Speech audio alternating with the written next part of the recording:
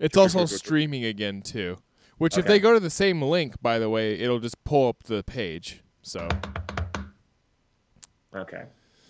All right. I'm sorry about that. It is streaming again, though. People can hear us, though, right now. So I'm going to just switch it back to the thing. Okay. Yeah, do your thing. Do your. But now, we're heard. See, I can hear me over there. There we go. I think we're doing good now. I think we're in the zone. Hooray! Oh man.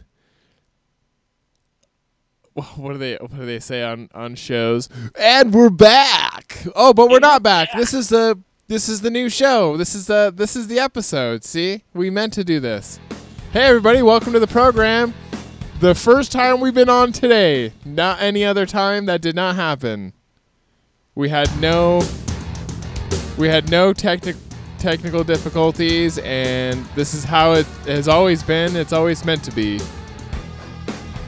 I said on the Facebook post, I said, first time doing a show today, definitely wasn't a show earlier. Yeah. Of course, I got to fix your picture now.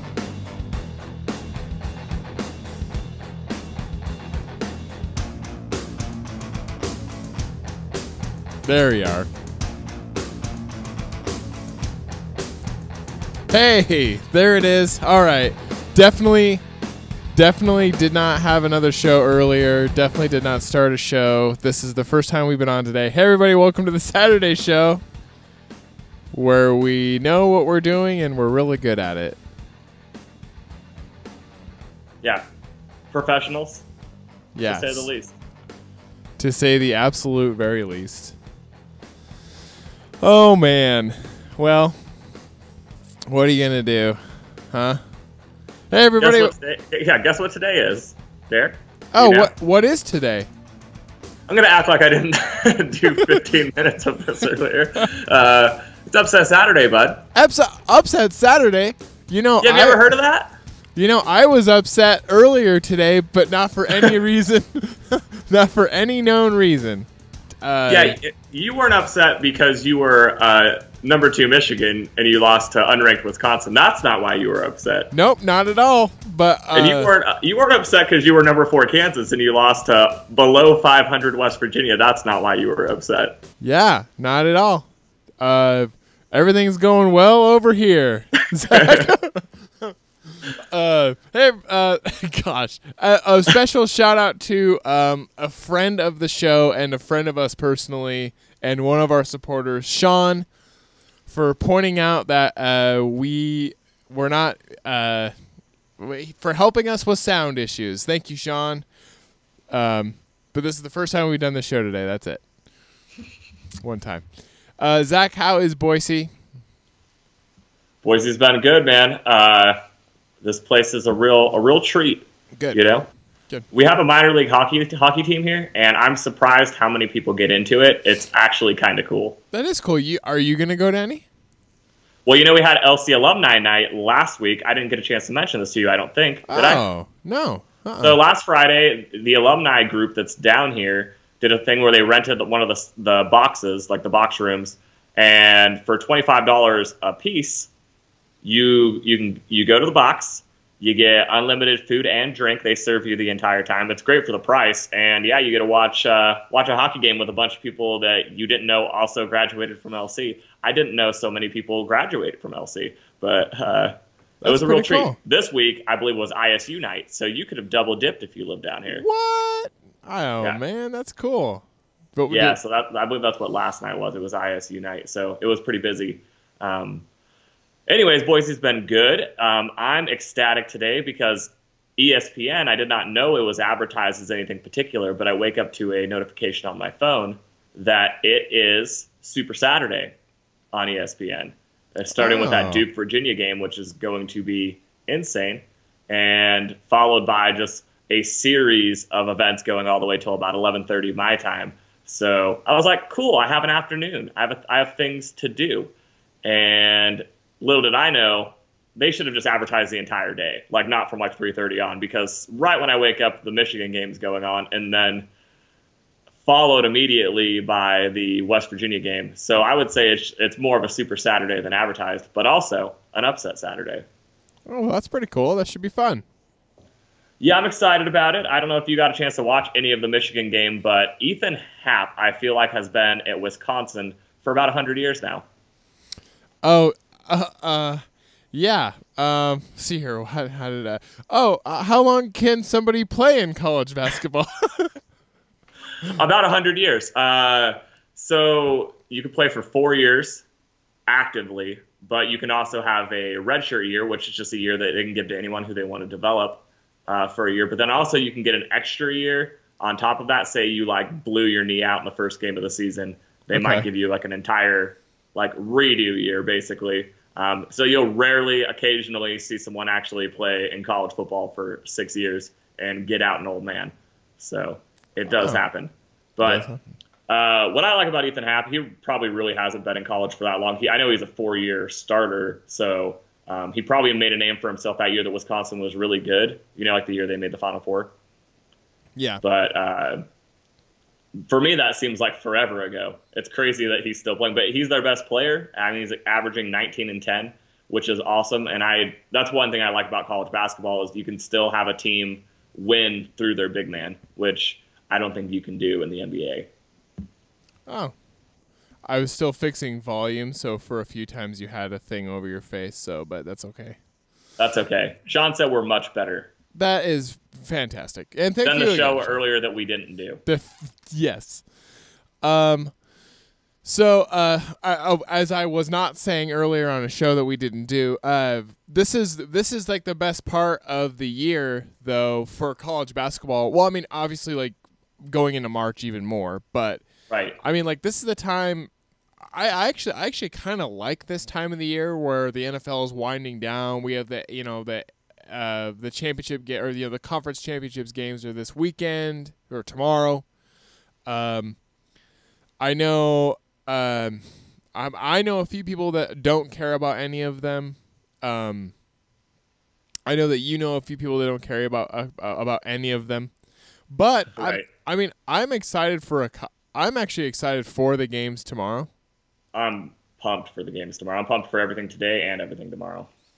I'm excited for the games tomorrow, and I have potential to be very excited for the Super Bowl. Right. It's a real 50-50 split for me on if I'm going to care or not. Yeah, same here. I mean, there's no, I mean, that's actually the statistic. I mean, that's it, 50-50. Basically, all of my hopes and dreams are going into a rematch of the Rams and the Chiefs. Mm-hmm. But, I mean, like realistically, I'm going to watch whatever. Oh, I mean, yeah. The Super Bowl will be watched regardless of how much you hate both teams. That's kind of how I look at it. It's not like last year I really wanted the Eagles or the Patriots to win. So, right. There we were. Yep, yeah, exactly. Actually, it was funny. Up in Spokane on Super Bowl Sunday is a WWE house show, which are usually very fun. And Nathan asked me if I wanted to go to one, and I'm like, oh, man, that's Super Bowl Sunday. Like, I'm going to watch the Super Bowl, which seems it's crazy to choose, an event on TV over going to, a live game. But it's the Super Bowl, though. It's basically a national holiday. And yet here we are. I'm choosing that. I'm not going to go to a live event, but it's nothing against the live event. I mean, I love wrestling, but I gotta watch the Super Bowl. Yeah, you don't want to be the guy who misses the Super Bowl, especially if it ends up being like the previous Rams-Chiefs game. Right. Well, and I was talking to Nathan about that, and he's like, yeah, I'm not really into football, and he's like, I found myself over the last 4 of them being like, why am I here? Why am I watching this? And so, I mean, it just goes to show you that it is kind of like a national holiday where even somebody like Nathan, who does not watch football, found himself watching the Super Bowl. But I say if you're not into it and you do change your mind and you start doing other events instead, then like more power to you. Like, why should you watch something that you don't watch? That doesn't make sense. Especially since, I mean, I know a lot of people who say they would watch for the commercials, but I think we can all kind of agree that commercials are kind of fizzled. Yeah, last year, me and you watched it at a bar, so we couldn't even hear them, That's and true. I had no problem with that. Yeah, same here. And then and they're never really that fun. I mean, I think people are kind of nostalgic for, you know, the Budweiser frogs, and when the Super Bowl used to be on Fox back in the day, and you'd have commercials for like a new King of the Hill season, or they'd show some funny stuff from King of the Hill. They'd show some Simpsons stuff, you know, like they'd showcase all their like lineup and have like their best commercials. But I mean, like realistically now it's like the Budweiser horse and like, you know, Chris Pratt drinking Michelob's. yeah, I mean, it's just not. That was good. Yeah, I mean they're still fine. It's just definitely it's not worth watching a game for now. If you're not into the game, I personally am going to be into the game. I said last week on the show the worst case scenario for me personally is the Patriots and the Saints, because I don't care about those two teams. For me, it'd be Saints, or it'd be Saints Patriots for sure. But you know, if it's Saints Chiefs, I'd be okay. I would be very okay with Saints Chiefs. I would be okay with anything but Saints Patriots, 100%. Yeah, I just don't want to watch two old, like, because that means one of them wins. No matter what, either Drew Brees or Tom Brady wins. Right. And I don't even want to catch myself in that situation. A couple years ago, when the Broncos played the Panthers, I was like, I actually did not watch most of that game.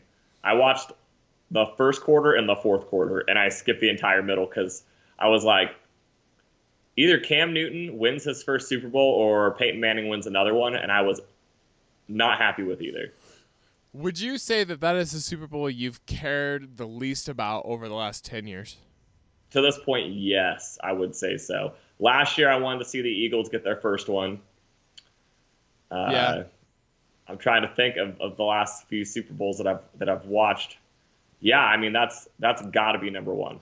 I was kind of in some turmoil with the Seahawks and Patriots because I wanted the Patriots to lose, but I also wanted the Seahawks to lose. Yeah, I was actively rooting for the Patriots in that game. And didn't you say if it was the Patriots and Saints, you'd probably actively root for the Patriots in this one? I mean, if it's the Patriots Rams, I might actively root for the Patriots. Yeah. I'm not a Patriot hater. I'm not with everyone else, you know. No. And of all people, I'm a Falcons fan, and I should be. You know what I mean? Like, I should absolutely hate those guys, sure. but I have no problem with it. I mean, in my opinion, they are the San Antonio Spurs of football, and I respect that. Yeah, and I respect the team too. My thing is basically I'm going to root against the Patriots depending on who they're playing. It really is on who they're playing. If it would have turned out this season to be the Patriots and the Cowboys, I will always channel that Cowboys hatred before I channel Patriots hatred. I will always lean against that. I would have taken the Patriots over the Cowboys. No Cowboys. I think I would have taken, besides for the Eagles, I would have taken the Patriots over any team in the NFC. I think maybe that's what it is because my team is an AFC team. That's probably why I don't like the Patriots. Every road for the Steelers that leads to the Super Bowl has to go through the Patriots at some point. And that's always been like the team that my team loses to worse. So, except for this season where they lost to several teams worse, but yeah, no, I mean, I get that. If the road always goes through Foxborough, which it really does, except for this year since they don't have AFC home field advantage. Right. Man, that's going to be a good game. So that makes sense. I mean, and that makes sense why it would be like, all right, I'll take the AFC team. Right. If we're playing the Patriots, it means we might be in the Super Bowl, and I like that. You know what I mean? I like that idea. No, but also, I mean, there for me, yeah, it's a bunch of teams that my team never plays. So like, I have a soft spot for the Chargers. Yeah. I mean, if the Ravens would have made it, I would have rooted for them probably. Yeah. Pretty much any team in the AFC that has been there, I probably would have rooted for. So if we could be completely honest, though, if we could compare the AFC and the NFC like line item by line item, I'm gonna say there are more AFC teams that I actually like than the NFC. what's really interesting, speaking of comparing the two, this was the year that everyone talked about how much more stacked the NFC was than the AFC. They're like, it's going to be so much harder to make the playoffs in the NFC this season because top to bottom, they could put 6 teams that could win a Super Bowl. That's exactly how by the end of the year, that's exactly how I feel about the AFC. Like, I feel 100% opposite. Like, I feel like every team that made it in the AFC had a very good chance of winning. But, yeah, I mean, that is interesting because I was looking at even these 4 teams, and I still think the uphill battle is going to be for either the Saints or the Rams. Regardless of whether or not it's the Patriots or the Chiefs, I still feel like those 2 teams have a better chance than the 2 NFC teams.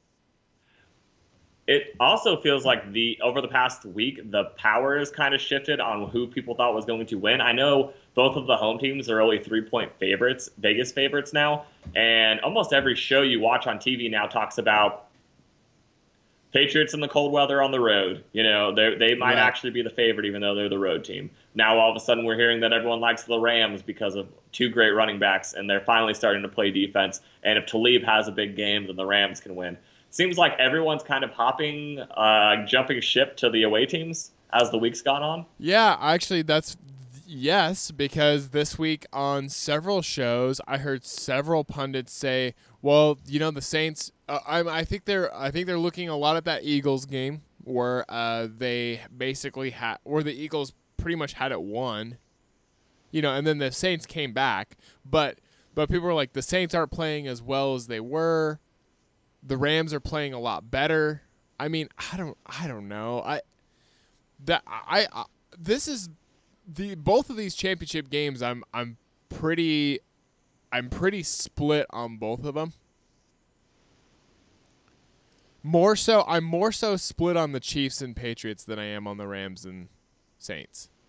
Yeah, that was the game that I think I referred to on the Wednesday show that I went back and forth probably every day that I woke up this week. Right. I'm pretty confident in my pick now when we get there, but right. But until we get there, so okay, a couple things happened during the week. The Anaheim Ducks broke a losing streak. Yeah, congrats, bud. Finally. Upset Saturday today. That's still pretty crazy that Michigan lost. Well, and I definitely didn't say this on a previous show that didn't happen, but this is a chance for all these unranked teams playing these top 10 teams to make a name for themselves come Selection Sunday. You know what I mean? Or whatever they call it now. Yeah. But like Wisconsin, they're above 500, and they're a Big Ten team, which means they don't have to be ranked at the end of the year to make the tournament. You know, right? They just need to get a couple marquee victories, and this one's huge. West Virginia, they were below 500, so they'd really have to go on a run after this, even along with this huge win over Kansas. But they finally generated some offense, and that was a big thing. Like watching the game, even though it was back and forth the entire time, the commentators were saying, well, eventually Kansas is going to get hot offensively, and West Virginia doesn't have the capability of doing it. Well, 65 points is a lot for that team. Yeah. So they're one of those teams, if they score 65, they could beat you. So who knows if they turn it around. This probably just isn't their year. But there's a couple other teams that are looking to do the same thing today. Wake Forest could get a big win over Virginia Tech. That's not looking like that's going to happen right now. That Kentucky-Auburn game is huge. They're both in the middle of the pack. I have that on right now. One's ranked 12, one's ranked 14. And both those teams are trying to catch Tennessee right now. So whoever wins that is going to be in a good start there. Indiana lost against Purdue. Indiana lost against Purdue. I did not even know that. Yeah. So and then of course lost by a lot, 70-55. And then of course we have the battle for number 1 right now. Duke versus Virginia. Right. Both ACC teams, but both have a very good chance of being 1 seeds come tournament time. I know a lot of people actually think that Duke plays or Virginia plays such good defense that they can win this game and become the #1 team. I mean, Duke's already lost twice, so I can see that. Virginia can win the game the same kind of method that Gonzaga beat them, but I like Duke at home at this time of the year. I don't think Virginia wins that game.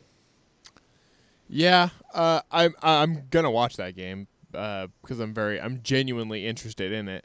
But I do think that Duke at home, they'll probably win it. I mean, then again, I mean, it's upset weekend.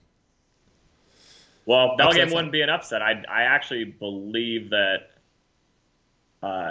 most people have Virginia favored to win this game. Oh, okay. So Duke, even though they are the 1 seed, they have 2 losses, and Virginia is undefeated. Yeah, Duke's only a -3.5, which is not a lot in basketball. So I can't wait to see the rankings next week.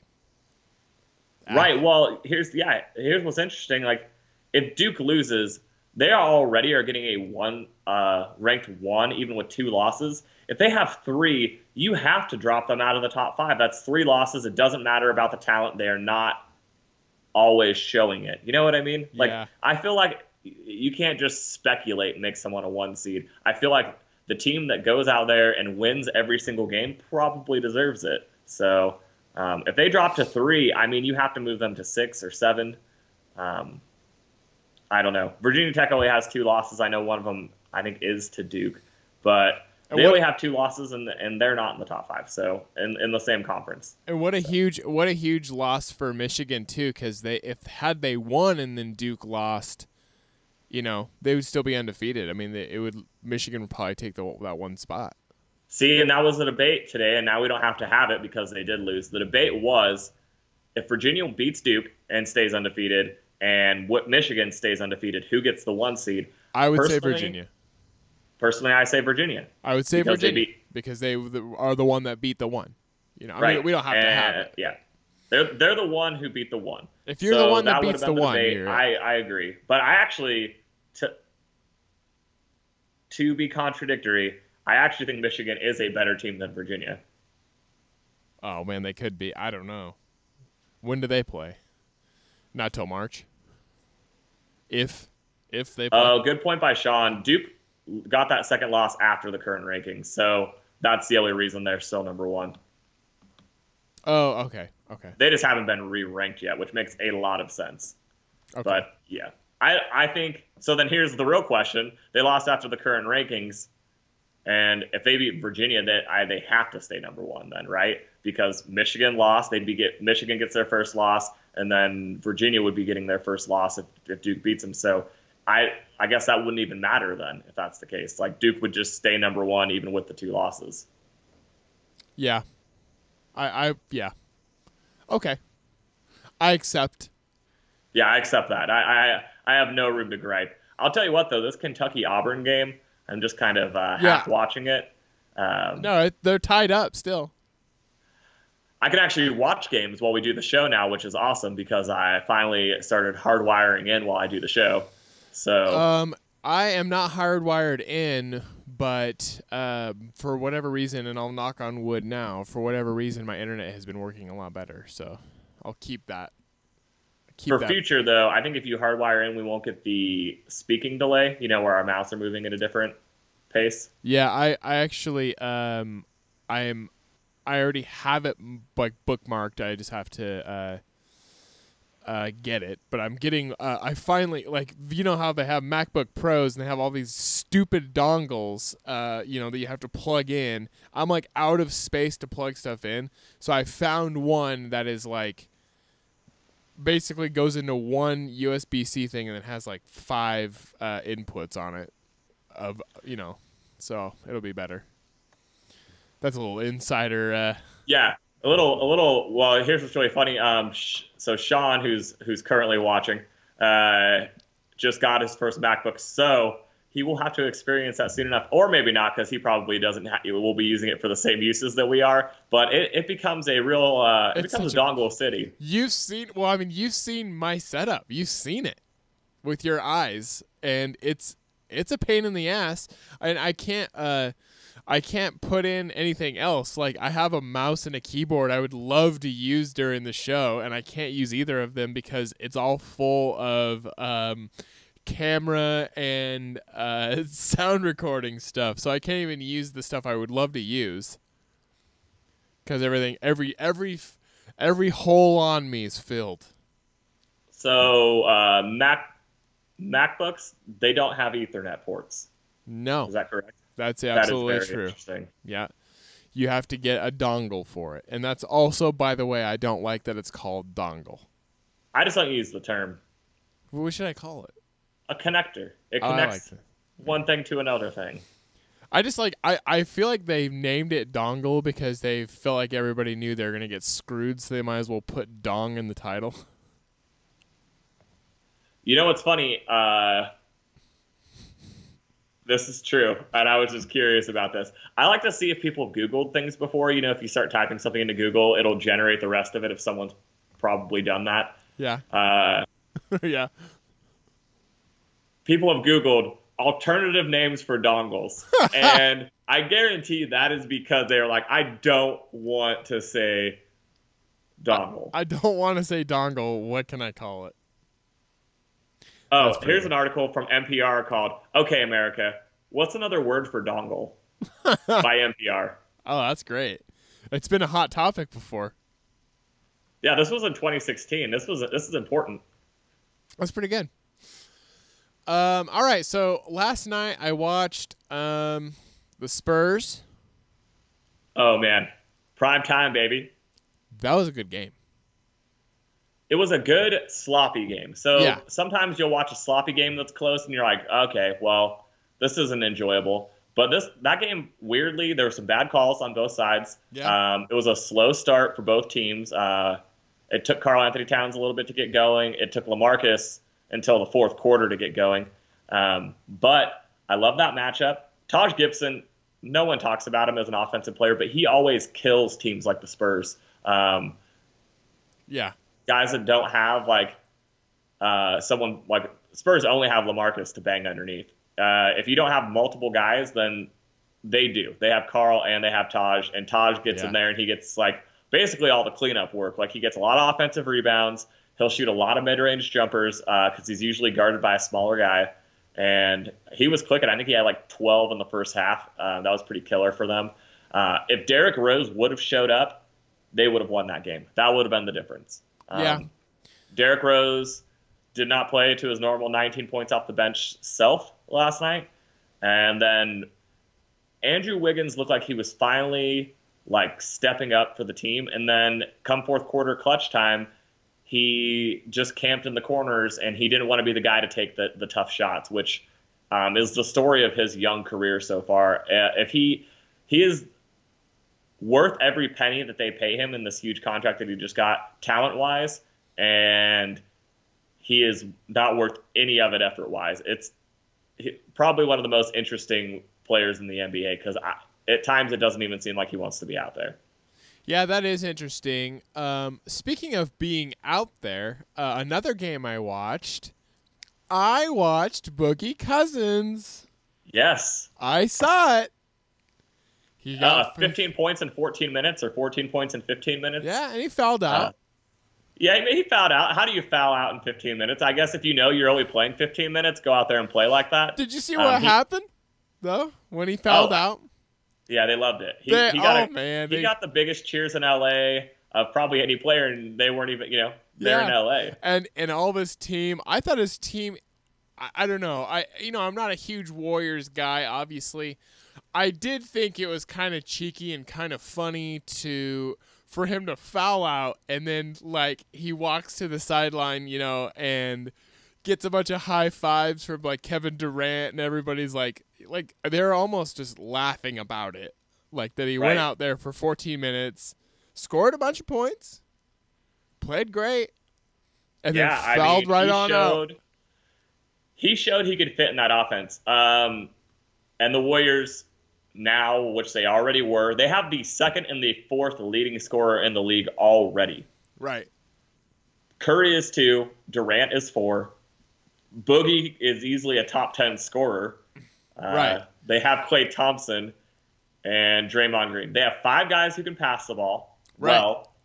They have, hopefully, if Boogie Cousins doesn't have to play an entire game, they have five guys who can run the court, and they have five guys who will shoot the deep ball. And Boogie Cousins was 3 for 4, I think, last night shooting threes. Right. And He fits the offense even better than people speculated. no, I agree. And let's also let's also add into the consideration that, like, for me, like, and I think most people, like, Draymond's like their guy. Like, he's like kind of their tough guy that'll take hits and give hits, right? And then you got, like, Boogie plays tough ball too. I would say Boogie plays like real tough ball. Draymond's like high energy. Yeah.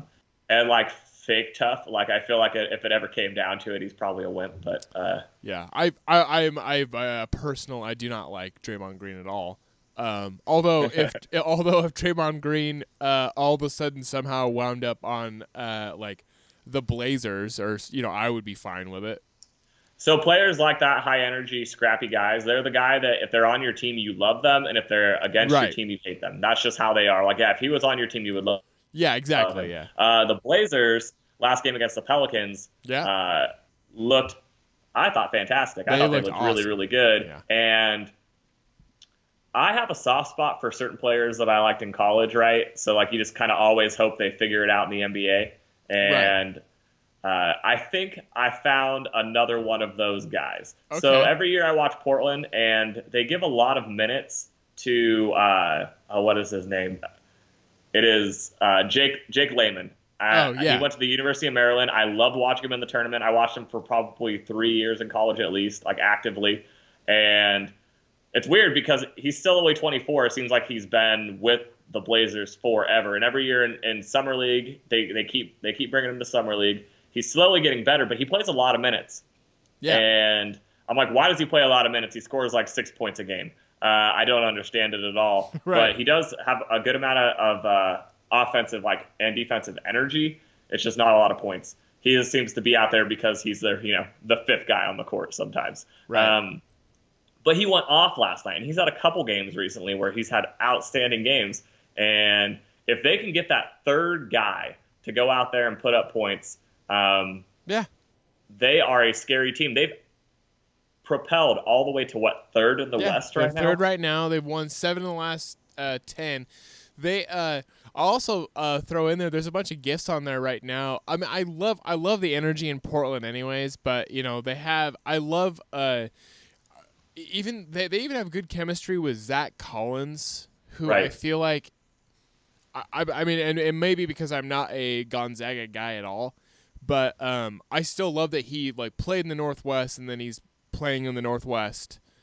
And and then if you watch any of the footage with Layman or Collins, with Lillard and McCollum, that team, I feel like some of their success just has to be because they all seemingly get along really well. They gel well, and they are the first team in the West to get to 20 home games. Right. So I think that's pretty good. I will say that is something to be aware of moving forward. They have had a ridiculous amount of home games so far. Yeah. They got to win on the road, man. They're 8-12 on the road. They've got to win more on the road. Well, if you look at all the other teams near the top of the West, and all of a sudden, you've kind of been calling this, Utah got back in there.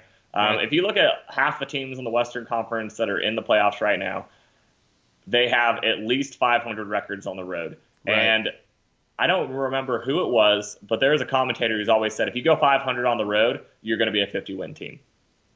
Oh, because I like that. You're going to win at home. NBA teams just do. Yeah. Man, the Lakers just keep falling down. Yeah, actually, this is this top 8 right now in the West is exactly what I was saying. The Clippers finally fell out. I knew they would.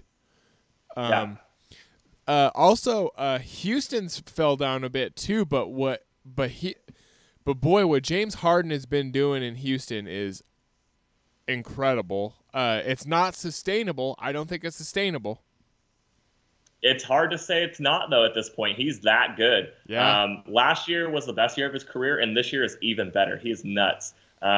He's fun to watch. I hate watching him because I don't like the step back three. I think it's an obvious travel. But Yeah. when he's gelling, those things go in almost every time. It's crazy.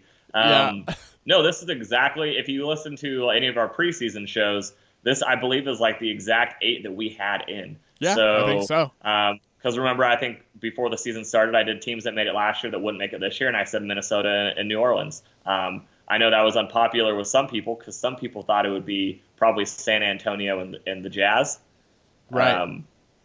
But here they both are. You know what I mean? Like, and it's because they're starting to win games on the road, and I think that's a huge difference because, I mean, they're going to win in Utah and they're going to win in San Antonio. They're just those type of teams. But you're right, LA is slipping. LeBron's going to have to come back huge. I do think this injury has been great for Kyle Kuzma. He is clearly the number 2 guy there now. Also, Lonzo Ball's jacking up some deep threes, and he's got confidence from out there now. And once LeBron comes back, that is also going to be huge. Yeah, I'm really interested to see what happens with that 8th spot. I mean, I still think that Sacramento. I mean, they have not had a great last 10. I don't think Sacramento's even above 500 by the end of the season. Them, Minnesota, New Orleans, they're all below 500 teams. I think there will be a above 500 team that doesn't make the playoffs, and I think it will be the Clippers. Yeah, so you think that this top 8, maybe not in the order that it's in, but this top 8's pretty. This is it. Like these. Yeah, so seeds. Portland has more away games than home games left, so I see them probably slipping down to about 5. Yeah. I could see. I think Oklahoma City is the second best team, no matter what, in the West.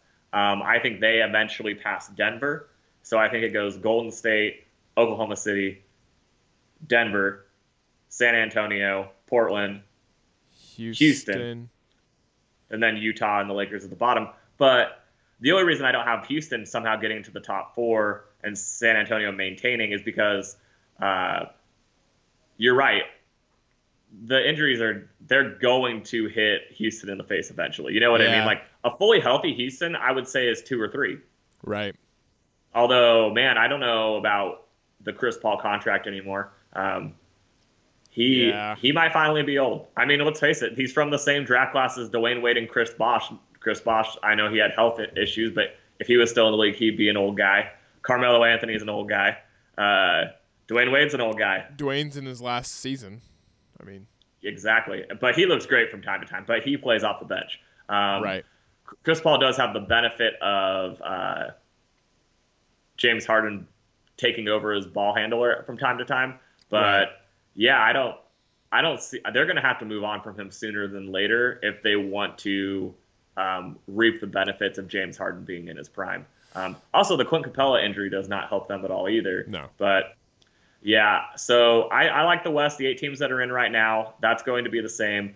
The reason I say the Clippers will stay above 500 and not make it is because they look good sometimes, man. Even in the loss last night to the Warriors, they hung in there. Like most of the first half, they looked pretty good. Definitely the best year of Tobias Harris's career so far. And they just have someone step up every night.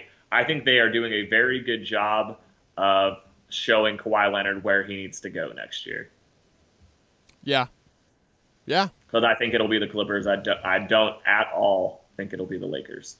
And you don't, can you say confidently that you don't at all think he'll stay in Toronto? I like the idea of him staying in Toronto over going to the Lakers, but I would say that's like 5%. I think he's dead set on what he wants to do. You know what I mean? Yeah. No matter what. I think he wouldn't have left San Antonio if he wasn't dead set on being in LA. But not the Lakers. I just don't think he wants to play with LeBron. I don't think basketball is full of people who want to be the number 1 guy. No one wants to be the number 2 guy. Yeah. Like eventually Durant will leave the Warriors just because okay, he had his fun with everybody and now he wants to go back to being the dominant force on a team. I know, and I could still see, man, if you could get Durant to go to, I think eventually he goes to a big market where he could be the guy. You know, if he can go to like New York. I could see him now, which is really weird. I know no one's talked about it, but not just the Knicks, but the Nets as well. Who beat Houston, by the way? Nets beat a lot of teams, man. Not because they're stocked with talent, but they're sixth in the East right now because they play hard every single night. Spoiler alert if he to went to the the Nets, that'd be cool. Lakers. Oh, what were we gonna say? That'd be pretty cool if he went to the Nets. I'm not gonna lie. I mean, they'd have to move a few pieces around, but I mean, they're going to have the room for multiple max contract players.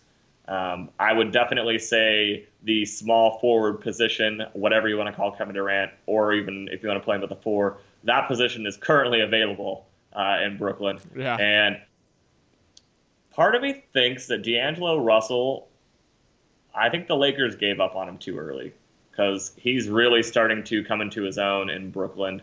So that's interesting to me. And then Jared Allen from Texas has been huge at center. He looks like an ABA basketball player. Like he looks like he should be playing on the tropics. But he's been fantastic. But yeah, D'Angelo Russell leads the team in steals, leads the team in assists, leads the team in points. And I know they gave up on him because they wanted to bring in Lonzo. They wanted like a true point guard. But I think he is proving that he is now a true point guard. Yeah, I could see it. So, did you see real quick? Did you Ronda watch? Nothing on WWE, but I just thought this was interesting. Ronda watch. They had so Mortal Kombat 11's coming out soon or is out. I don't know. I haven't played Mortal Kombat since I was a kid, but I know that they're like on 11 games now. Someone did this artist rendering of a bunch of Sonya Blade pictures with Ronda Rousey on there. And she's been like reposting them all over Instagram. Well, the funniest thing is I watched a review of Mortal Kombat 11 today, and they had this like kind of kind of convention for Mortal Kombat where people were trying out the game. And all those pictures of Ronda Rousey as Sonya Blade were actually used as these pictures at this convention. Oh, wow. I'm Googling that. Yeah, they're all over. They look great. So I'm kind of wondering now, I'm wondering if she's kind of teasing an opportunity of playing Sonya Blade in a movie. I mean, if they're going to make another Mortal Kombat movie, it just needs to not be awful. Well, I mean, yeah. Did you watch that limited series that was out a few years ago? Oh, yeah, the one you could just watch on YouTube, basically. Yeah. Yeah, I think Sean of all people is the one who got me into it. It actually wasn't. It wasn't bad at all. I mean, compared to the movies. Right. The only thing is if she's in it, it would be bad. Well, yeah, she's not a good actress. Good at acting. No.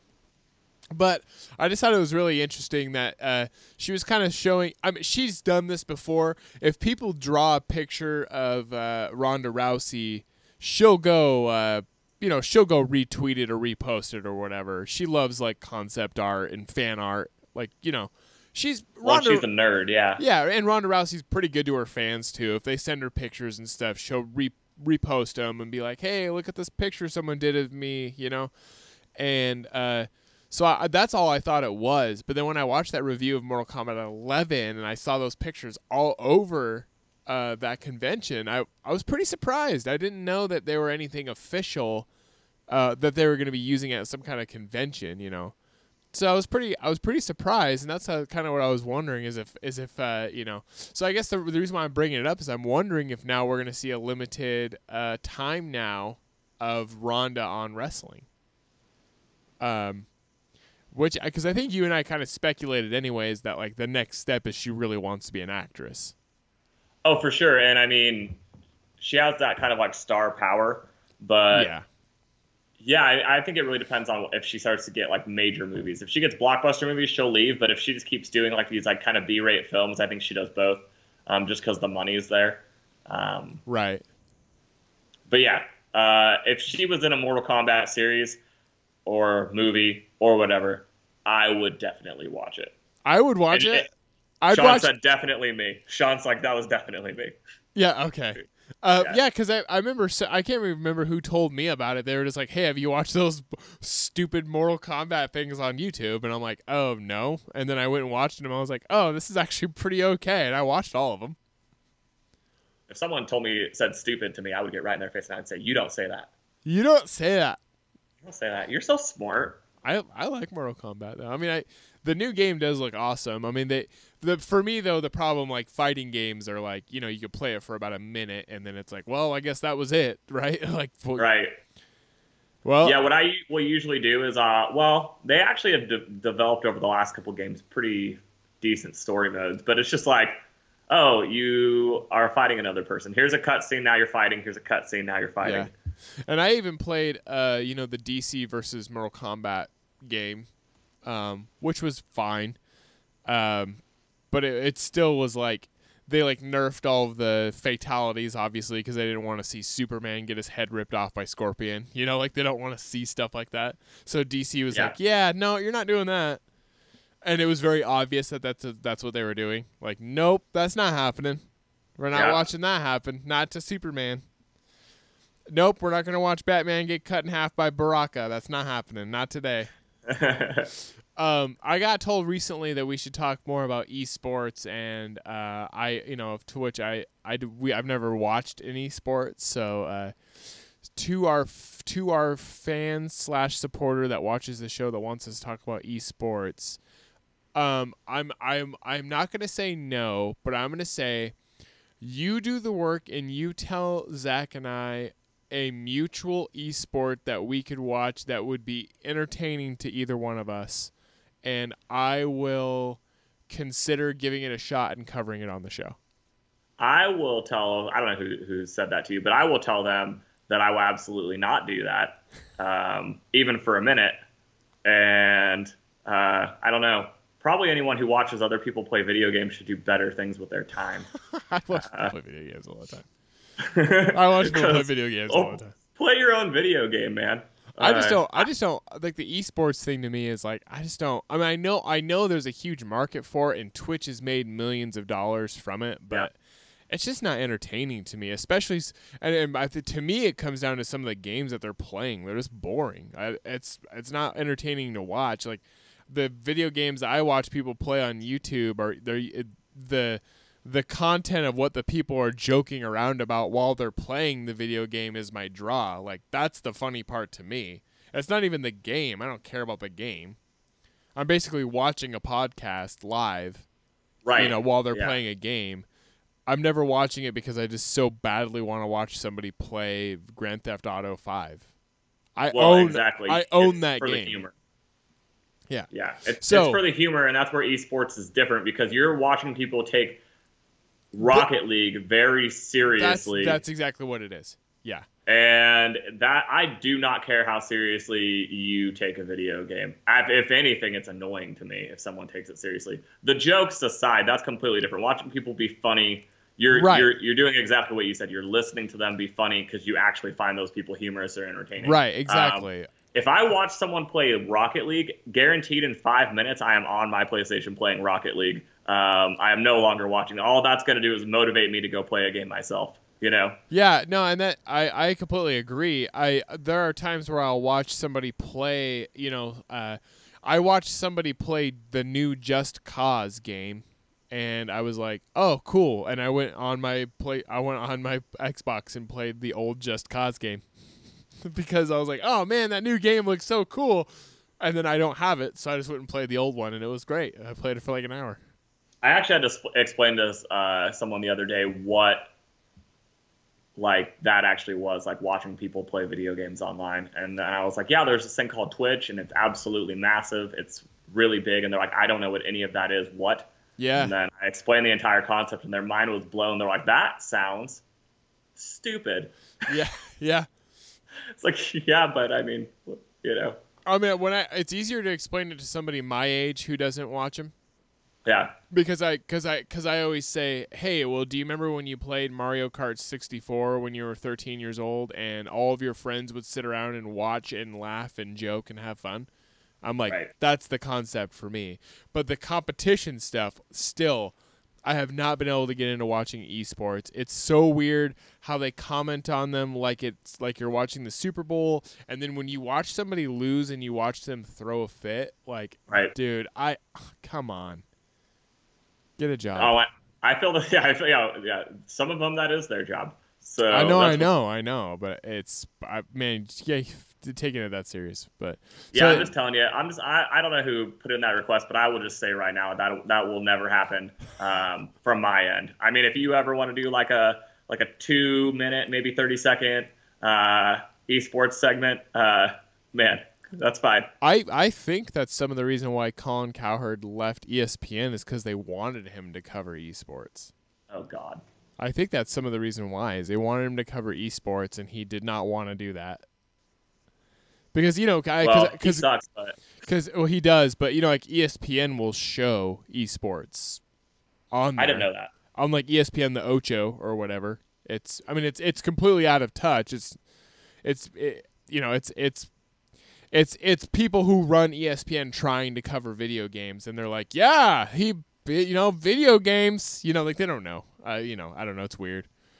I watched the Gamer Awards or the Gaming Awards or whatever on CBS. I watched a few minutes of it, and it was some of the cringiest crap I've ever seen, where it was clear that CBS saw this market that kids are really into, and then were trying to emulate that for TV.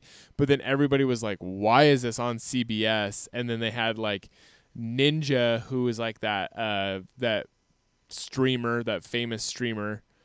His name's Ninja and he has blue hair. That's all I know about him. I know that guy. And I think he was on there briefly, and you could tell he was just like, why am I here? This is embarrassing. And the crowd was people were showing videos on Reddit of the crowd, and there was no one there, and they were playing EDM in between, like commercial breaks, and it was just super bizarre. Super bizarre. But anyway, this isn't an esports show. That was just I was just addressing. That was too long on esports already. I think it was a good reason. It was a good way to address whether or not we'll ever talk about it. We'll keep it fresh on here. That's it, man. That's what we do. We're on YouTube, so we got to address it. I think it's about time. Start talking some Sunday football. There's that music that I know and love. There it is. So, AFC and the NFC Championship. We're finally here, Zach. We made it. I'll notably point out that 0% of the teams that we said would be in the Super Bowl made it to this level. Oh, no, not true. I'm sorry. Not true. 50% of the teams I said would make it to the Super Bowl are here. Yeah, you still got your Battle of LA, man. I said it would be Battle of LA. I forgot. So the Rams, 50% of the teams I said would make it are to this point. But the first game we got is the Rams at the Saints. Oh, God, on Fox. Is that going to be Joe Buck? And Troy Aikman? I mean, sadly, yes. Jesus, God. I'm so glad Dallas isn't playing in this game. Let's just lead off with that.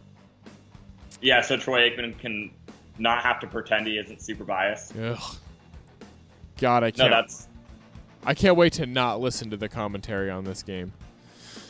Rams at the Saints in New Orleans. This is the game I'm less torn on. I have a pick for both games. Now, I want everyone to know that what I want for the Super Bowl at this point is a rematch of the Chiefs and the Rams. That's what I want. But, and here it is, I think the Rams going to New Orleans to play the Saints, I don't think the Rams are going to win this game. I just don't. I don't care how the Rams played in the last game. I mean, the Rams came out and they didn't do, or I mean, the Saints came out in the last game. They didn't do great in the first two halves against the Eagles, but they showed us that they have what it takes to come back and do a win. They've done it several times during the season. I just think the experience of Drew Brees and the experience of his coach and the experience of the team. We got Taysom Hill. Man, I'm going to go with the Saints in this game. Yeah, I think all year, pretty much the conversation's been the Saints at the Dome, right? Like, they just they don't lose there. Right. The Los Angeles Rams have kind of become the trendy pick for this game, like I was alluding earlier. Right. I think it's just because, man, Todd Gurley and C.J. Anderson both rushing for 100 yards last week. Their defense looked much better than they did previously. Last week, they really stepped up. They have a few players on their defense that are, I mean, obviously all pro, so they should be playing to that level. So I think they're finally clicking. I want to believe that the Rams can go out there and win this game. I really do. Right. I'm with you. I think the Saints at home is too much. And I think through the excitement, people like to live in the moment. Through the excitement of how the Rams played last week, people forget that the Saints also have two great running backs. Right. And it's not for 1 or 2 games. They've had 2 great running backs for 2 seasons now. Right. And I don't want them to go. I like you, I would really enjoy the Rams making it past them. But I'm not going to pick against the Saints at home. No. I was planning on it. I would say that this time last week, I was living in the moment. I was like, I'm going to come out here next week and I'm going to pick the Rams for sure. And then by Monday, I was like, don't be dumb. Yeah. All right. No, I agree. Yeah. I mean, I just don't see it. Patriots, and I'd love to be wrong. I will say that again. I would love to be wrong. I think this is. Think about how good the coaches are left in the playoffs. By the way. Oh yeah. This is a Sean Payton versus McVay coaching wise is so intriguing, but even more intriguing is the game that you're about to bring up. Absolutely. Patriots at Kansas City in Arrowhead. Whoo! This is the game. This is the game, man. This is Andy Reid and Belichick. This is old versus new in quarterback play. I mean, Tom Brady and Pat Mahomes. Man, I love seeing Travis Kelce out there versus Gronk. Man. Right, who's had a quietly good playoffs. Yeah. So a few things going in this game. I believe, truthfully, the Chiefs are a younger, stronger, faster team. But flip side of that, the Patriots are going to slow it down and play whatever momentum of ball they want to play. That's what they do. It does not matter how fast and strong the other team is. The Patriots will play whatever mode they want to play in. Now, the cold weather thing. I know the Patriots are tried and true in the cold weather, but it's not like the Chiefs haven't been practicing in this weather. They live in that city. Like, I guess I'm, where it comes down for me is like, can Pat Mahomes air it out like he needs to do? And it's going to be harder to do when it's cold. I mean, I think it's projected to be 8 degrees. Mm-hmm. That's a cold-ass game. By the way, I feel so sorry for any fans that are going to this game live because it is going to be so miserable there. You're going to get frostbite watching this game. Didn't they move the prediction up like 20 degrees? Oh, did they do that? Okay. Well, it's not going to be 8 degrees there now like expected. Well, that's good. Still going to be cold. It's going to be like still 20 something. So it's interesting that the previous week they used the cold as an advantage when they were speculating the game before. So like the last week they were like, oh, well, the Chiefs have this advantage because they practice in Kansas City, so they're going to win the game. And that was like everyone's logic last week. And now everyone's logic this week is Tom Brady plays great in the cold. Right. It's interesting how that changes. I think the Patriots have been. So you're 100% going with the Chiefs, right? I am, and this is why. I am going 100% with the Chiefs because this is the first time in quite some time that we are not watching this game go through Foxborough to get to the Super Bowl. This is finally the Patriots on the road to Kansas City. By the way, Arrowhead, I still put up there with CenturyLink Field. I mean, I still put up there with Seattle. It's hard to walk into Kansas City and just walk away with a win. I don't care if you're Tom Brady.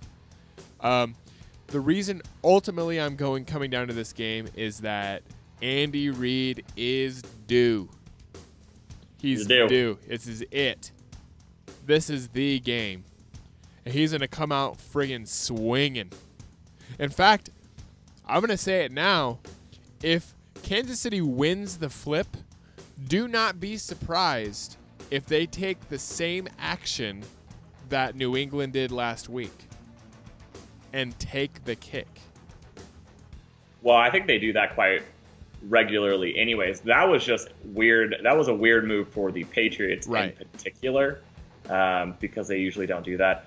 I think the Chiefs have the potential, I will use potential, to go out and have a great game. I'm with you on that. And I don't think the weather is against them as much as people say, and I don't think it's for the Patriots as much as people are alluding to. No. But at the same time, I think the experience of Tom Brady there it is in the playoffs is what will be the difference. It's interesting that Williams has had such a good little run taking over at running back for the Chiefs. If he keeps it up, I think that could be the difference maker, because I know for sure Sony Michel is going to go out there and have a good game. I think the Chiefs are kind of like the Rams, where their defense is finally starting to play better because that's necessary. But I think the Patriots are going to come out there like last week and have an amazing game plan. And I think Sony Michel outplays Williams. I think Gronk at least washes out Kelsey. And I think Tom Brady and then their game plan probably just barely beats Pat Mahomes. But yeah, so I'm going to take the Patriots. I do think that this isn't too big of a moment for Pat Mahomes. That's not what I mean by experience. I think he will go out there and not play like a young guy. I just think that the Patriots are going to be the better team. And I think that's a fair assumption. I hope you're wrong. I hope I'm wrong. I am looking at the Chiefs and the Saints for the Super Bowl. Yeah, and if you are playing against me in the playoff challenge, you will notice that is what I went with my team, my roster every week so far. I've only had Chiefs and Saints players, but I will not be going with that. I made an impulse decision this week, and I'm going to the Patriots. So I need to be wrong for me to win the fantasy challenge, but I personally think that the Patriots are going to win the game. I think it will come down to game plan. And I know you said Andy Reid's due, but I do not bank on people being due anymore, because I've been saying that all year, and it's led to me being wrong a few times now. Yeah, I'm no longer using the reason that so-and-so is due. But yeah, there are ways for the Chiefs to win the game. One, they have a good defensive line. They need to get to Tom Brady, which is hard to do. Two, they need to run the football with Williams. And don't be surprised if Tyreek Hill does something in the kick return game that, makes the game interesting. Right. All right. Well, that's it. Boy, tomorrow's a big day. Everybody enjoy your championship games. Don't go too nuts. We still all got to work on Monday. It's not the Super Bowl yet. Hey, not everyone has to work on Monday. It is a holiday. Oh, that's true. That is, yeah. Wow. Yeah, it's oh, technically wait. a floating holiday at my I work, don't have so to I don't work. have to work. I don't have to work, actually. Yeah, you're not working, bud. Well, I have to go do some volunteer stuff, though. Oh. You know how that is. Yep, been there. Been there, done that. Thank you, everybody, for watching the show on YouTube. For the one time we did a show today, not two. And thanks for everybody who listens to the show later on. TimespentPoorly.fun, Spotify, iTunes, Stitcher, whatever else. The website itself, Google Play. And, of course, you could always just rewatch the YouTube channel. And, make sure you like and subscribe. Isn't that what they say on YouTube? All right. Like and subscribe. And to stay notified. There it is. Thank you, everybody, and have a great day. And go Warriors. And I love you. Is that a good way? No. Okay, I love you. Bye. Okay, I love you. Bye. Have a good day, everybody.